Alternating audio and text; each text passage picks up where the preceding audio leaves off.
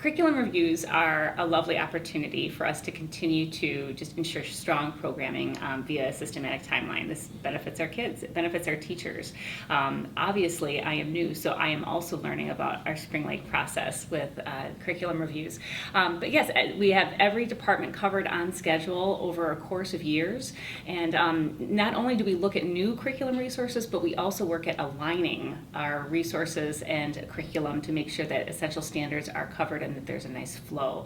Such power in teachers talking with teachers. So building upon some of the work that a couple of the teachers have been doing in conjunction with the Ottawa Area ISD around essentials, they had some really great conversations in their department meetings around what it is that they wanted to tighten up in determining all those different course offerings, and then talking also just about what trends are, what new textbooks they needed, what they needed electronically, how that complemented what our students needed.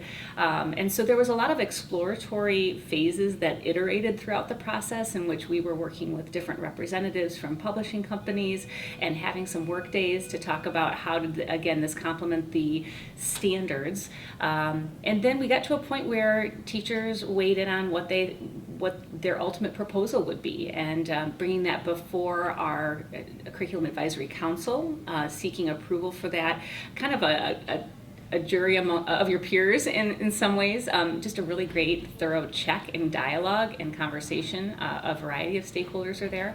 That happened in March, and then bringing our ask before our Board of Education, because there are a lot of costs that are associated with a curriculum review and enhancing new materials. Textbooks are pricey. So our last curriculum review was probably 2012, and we've had the same materials for a decade now, and a lot has changed. When we got those books, it was books and maybe an online textbook where you could just see the book online. Now there's so much more, and that has changed how they're going to have you present curriculum in some ways. They have more resources, they have more manipulatives, digital manipulatives, things like that. So aside from it also being time for a curriculum review, it's new potential resources, and we're also looking for how the new material can be relevant today, not 10 years ago. We're looking for the high quality story problems that really help students understand where math is in the real world. The Spring Lake Schools Foundation clearly provides a foundation for our students, and so many additional opportunities. I'm still learning all the different ways that Spring Lake Schools Foundation supports us, and we are so thankful for that.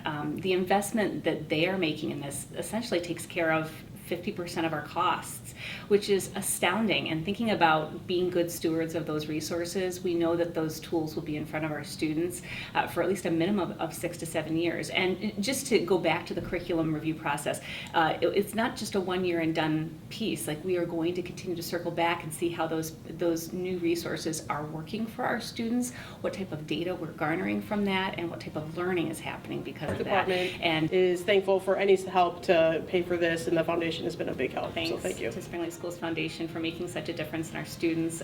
The investment will serve so many Lakers and their learning for many years to come.